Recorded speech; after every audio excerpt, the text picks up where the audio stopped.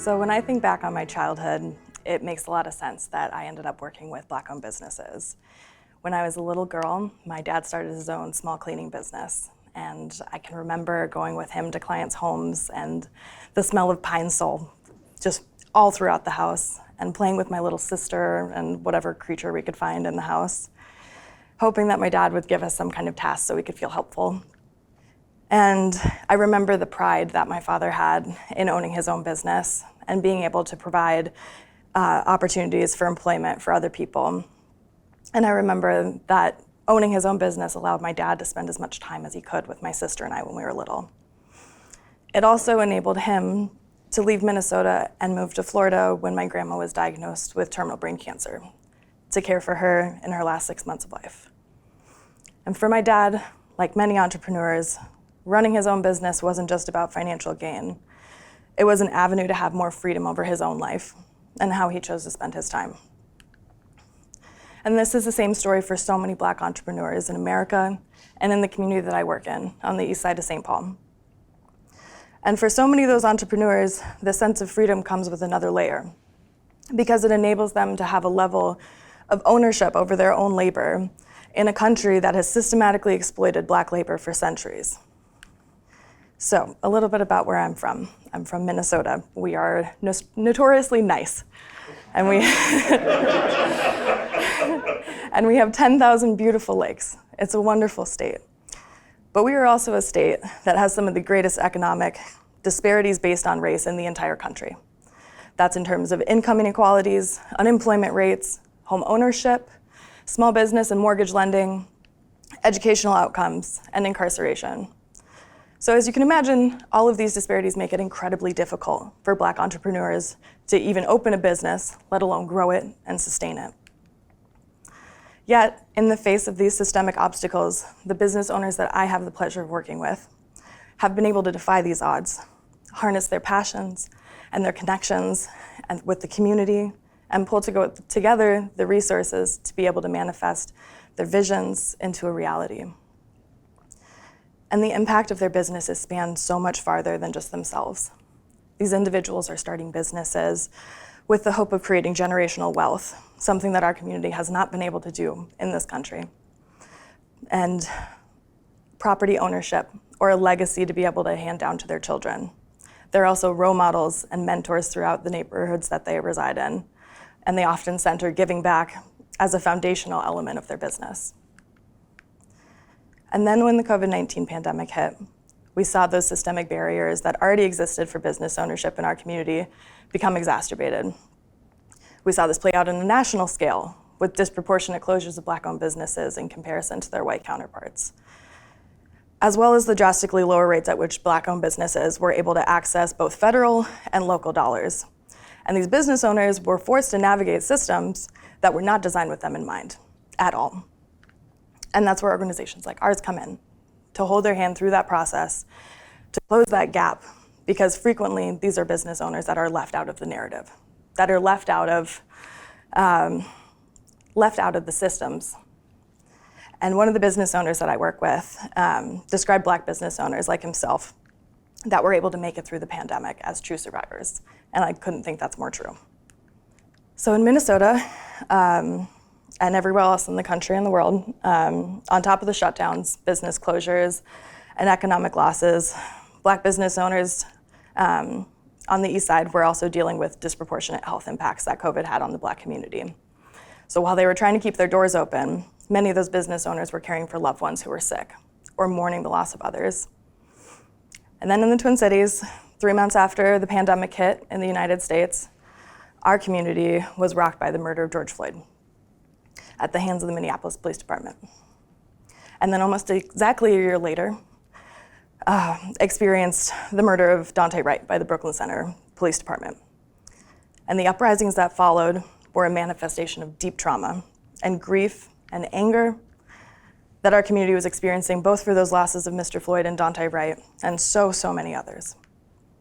And for myself and the entire Black community of the Twin Cities, we were experiencing profound collective grief.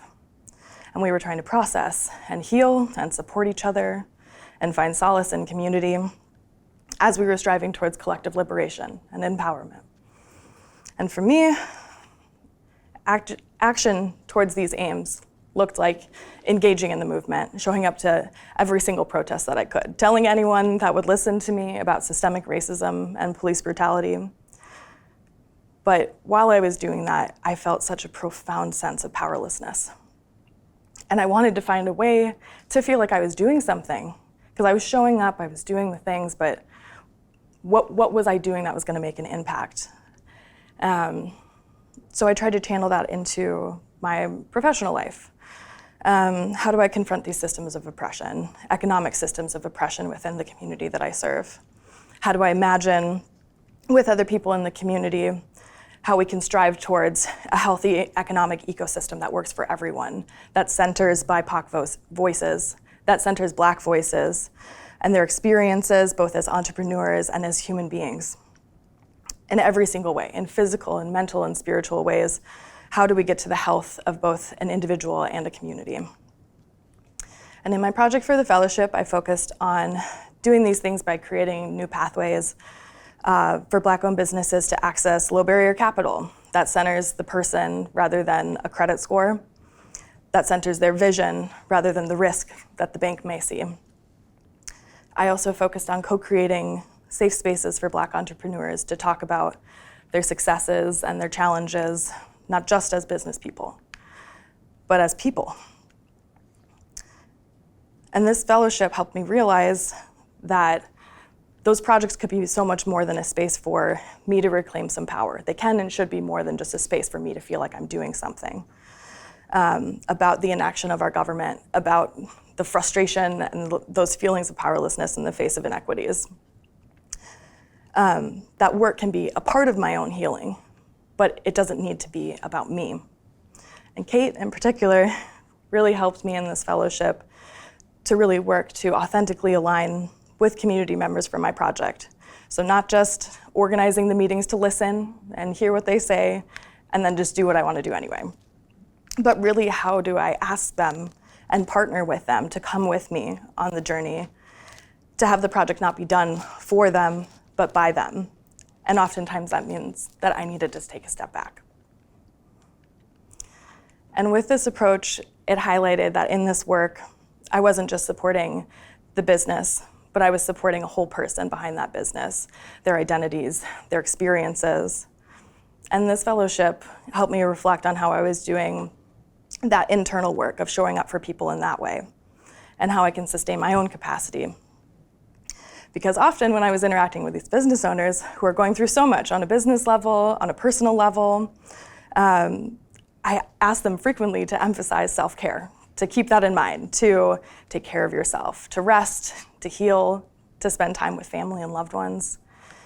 And telling business owners that they can only continue to give to themselves, to their business, to their families, to the community, if they take time to fill their own cup. In my coaching call with Dr. Seble, I really realized that I was not doing that myself. And it was so refreshing to hear from so many people in the room that that feeling of burnout was so real for so many people as well. And it allowed me permission to center myself and say that I can give myself permission to take space for myself personally, at the same time as giving up space professionally, that there was room to do both. This fellowship has helped me acknowledge my own experiences and exhaustion and pain, and to work on that healing, because it's so crucial to do that, to be able to show up at work and for my community in the ways that I want to. So not just as a professional, but as a person, as a young Black woman, as an activist, as an advocate. I had to reaffirm my commitment to care for myself in order to continue to effectively show up for my community on the East Side. And I definitely don't have it all the way figured out. It is very much a work in progress. But I'm so much more aware now, thanks to the people in this room, of how deeply linked individual care and collective care is, both for myself and for the people that I work with and serve. So I can't help but feel so much gratitude for everyone sitting in this room, for helping me on that journey, and for being a source from which I draw strength and continue to fill my cup. So thank you.